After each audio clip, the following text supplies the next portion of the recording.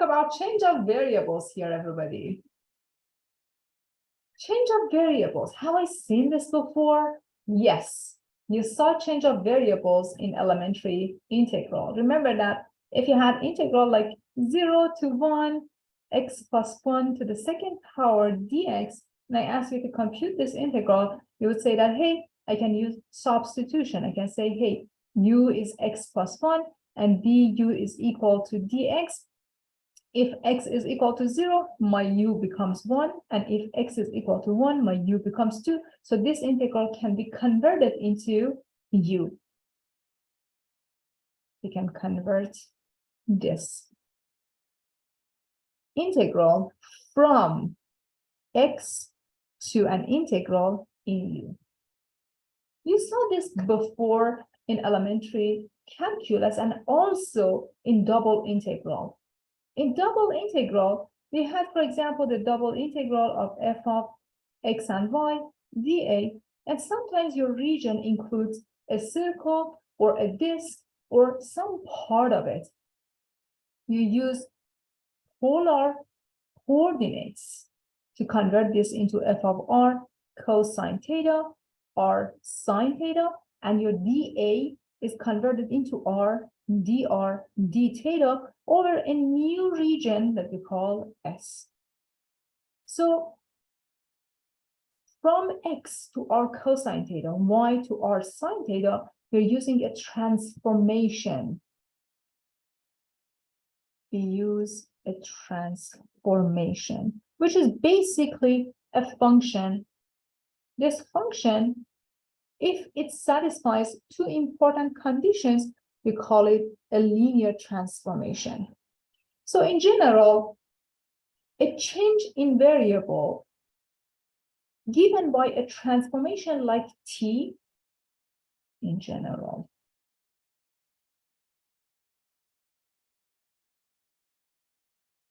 we can consider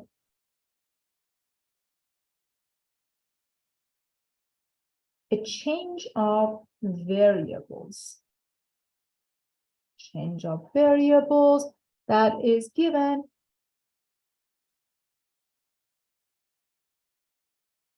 by a transformation.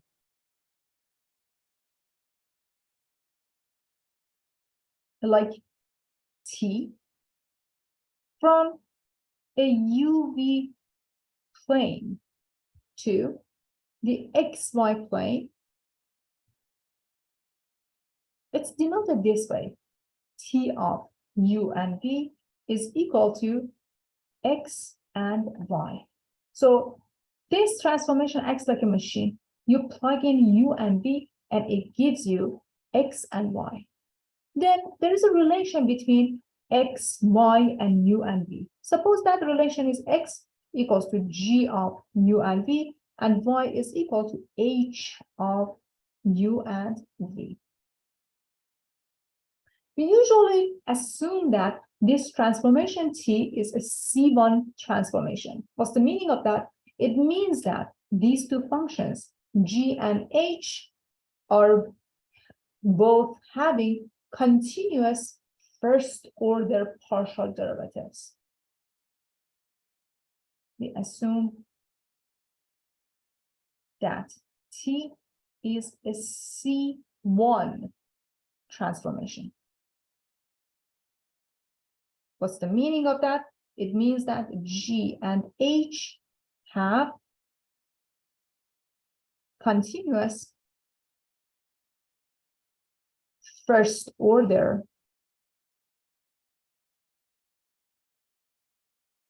partial derivative. As you guessed, if your transformation follows that g and h have continuous second order partial derivatives, then we call it a C2 transformation, and so on. We can generalize the idea.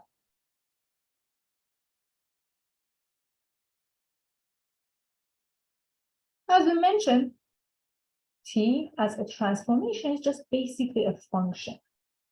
So you have, for example, uv from uv world to XY plane, XY world.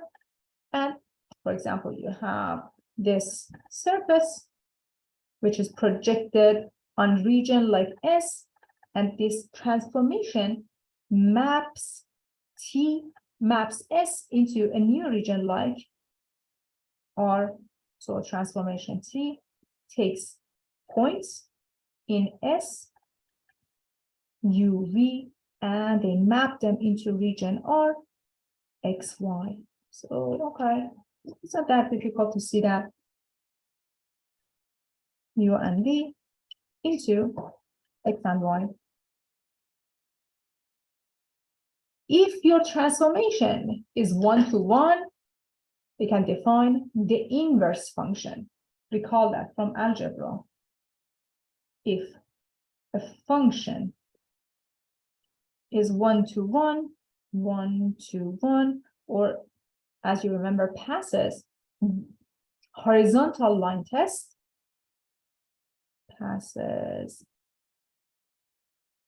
a horizontal line test, then we can define the inverse function.